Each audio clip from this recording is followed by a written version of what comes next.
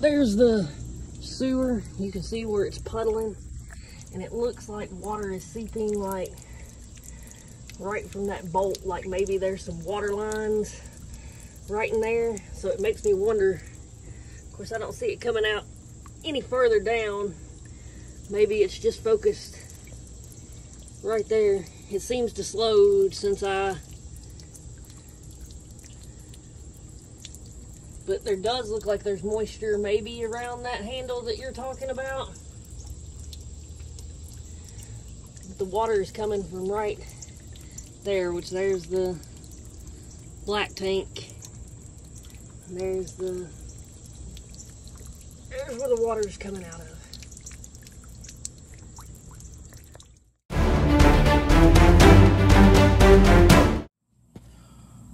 What's up, adventurers? Welcome back to Rugrat Wild.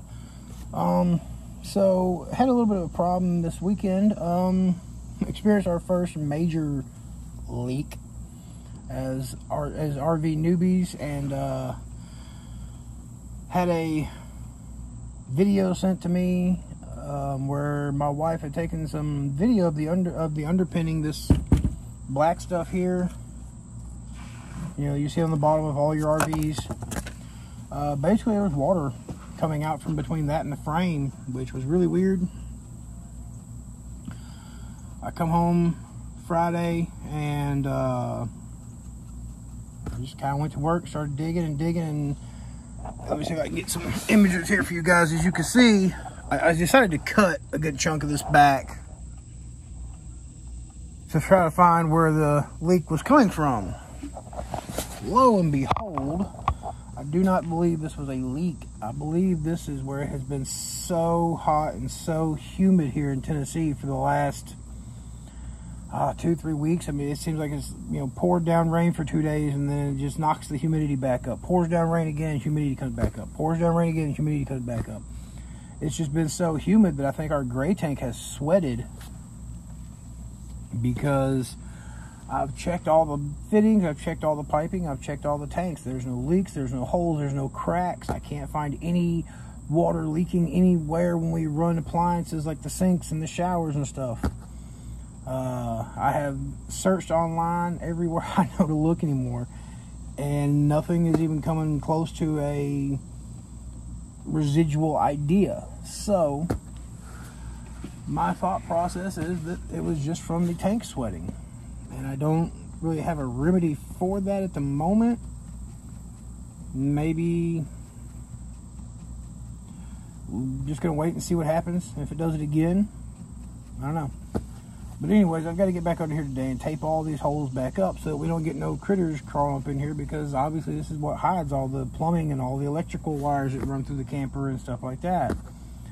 So I am using this zip system tape, which if you ever work construction, you'll know that that's what they use to zip up the seams of the plywood on like a house or the roof. Now normally you have like a big fancy roller and you pull the end of this off and you just roll it down a seam line, but I don't have that. So I'm using my knife, and we're just making do with what we got.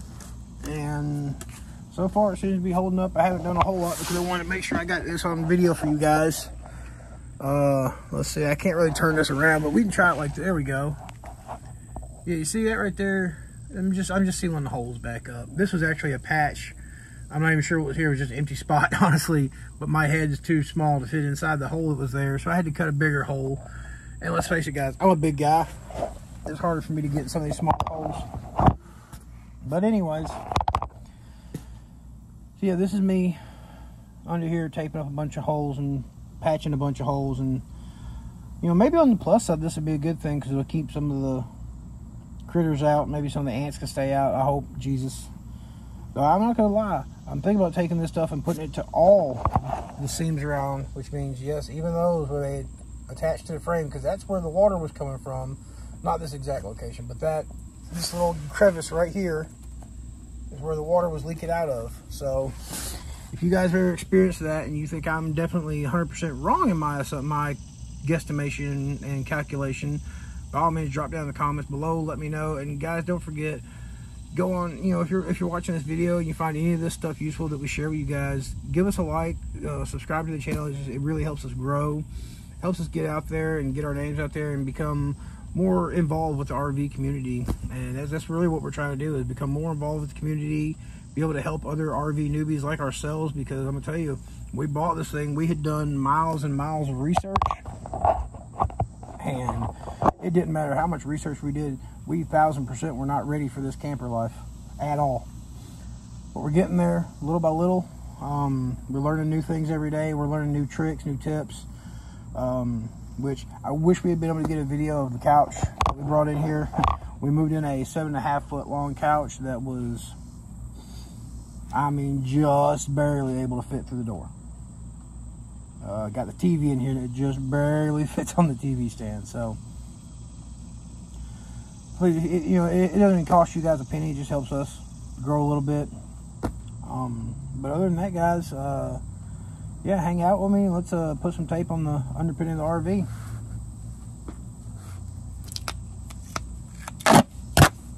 This is really good sticky stuff, guys.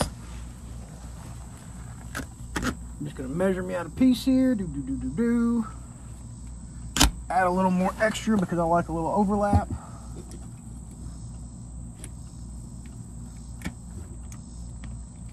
Also, guys, my knife is not the sharpest over the last few days. I have really put it through the ringer. I need to get a new blade for it, but you know, one thing at a time. I keep hitting things. I'm hearing stuff slide. I'm not sure what it is.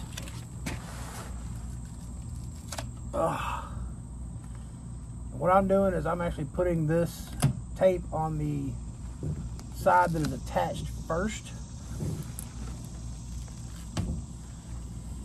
and then covering the seam up, and where I've actually attached the first couple pieces nice and steady is holding that piece in place. So now I can just rub my hand along it. It gets it all nice and tight. Hey guys, you don't really have to do any major cleanup to put this stuff on. I've seen framers for years throw this stuff on the sides of dirty plywood, so it's not going to hurt to have a little bit of dirt on your seams where you're trying to tape up. And you'll even notice too, once you grab a hold of something, dude, it's sticky.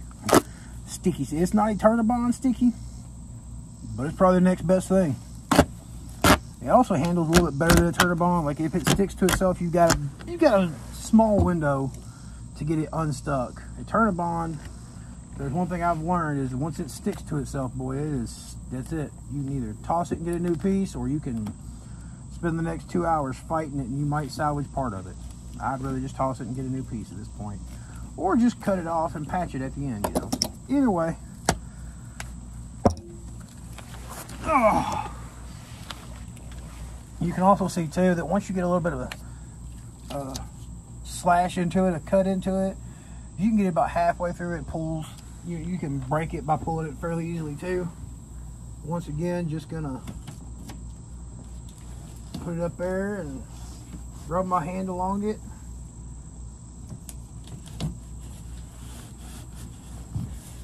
Bada boom, bada bing.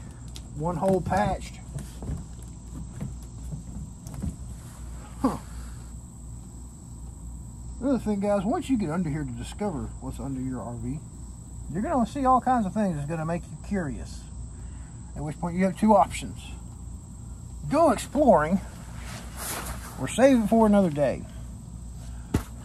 If it weren't for the fact that I've been under this thing now for 3 days in a row, I would probably go and do some exploring. But I'm done exploring. So, I've got a few other places here. Let me see if I can show them to you. And that's what my hole looks like now.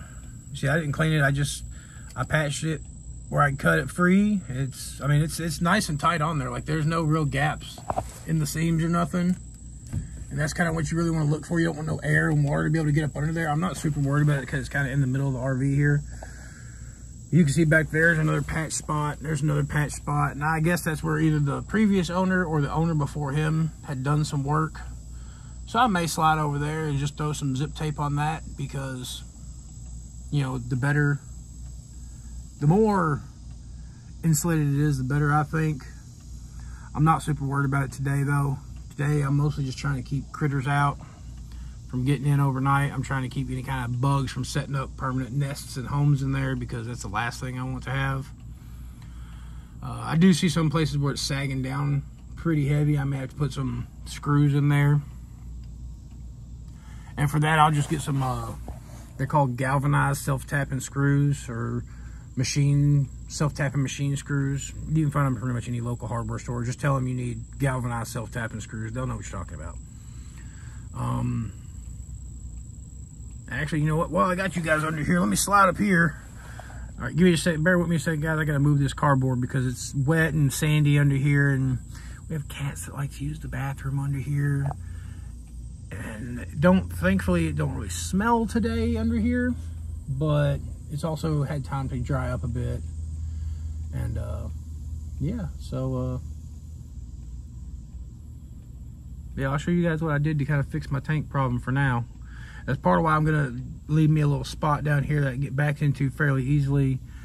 See, what happened was, just bear with me while I move up and I'll show you guys. Let's see here. If you look over here, you'll see there's a wood block. Well, that wood block is holding up the back corner of our gray tank, where the weld broke loose that holds the bracing for the gray tank up there, and I think that may have had something to do with it too. So like I said, we're going to operate like this for about a week and see how things look. Get back down here, rediscover things. Like I said, this whole section right here, I'm not going to super patch right now, because I may have to get back into it later.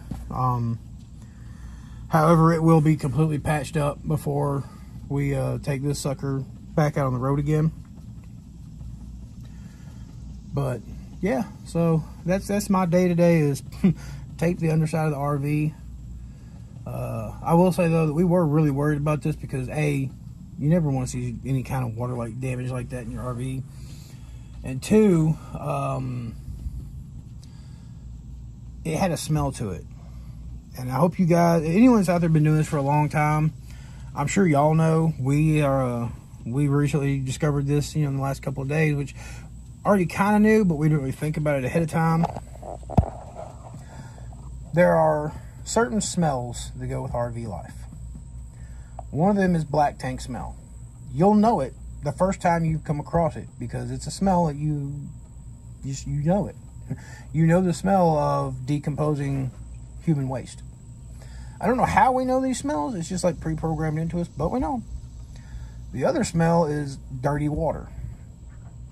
If you've ever had a rainbow vacuum that uses water to suck the dirt out of your floor, and you put it away without actually emptying that reservoir, you probably know what I'm talking about. Or if you ever used like a rug doctor and not cleaned it out properly, you know what I'm talking about. There's a smell of dirty water once it sits stagnant for any length of time. And that was the smell we were getting from this. My wife immediately thought it was the black tank, but she didn't really dig too deep into it.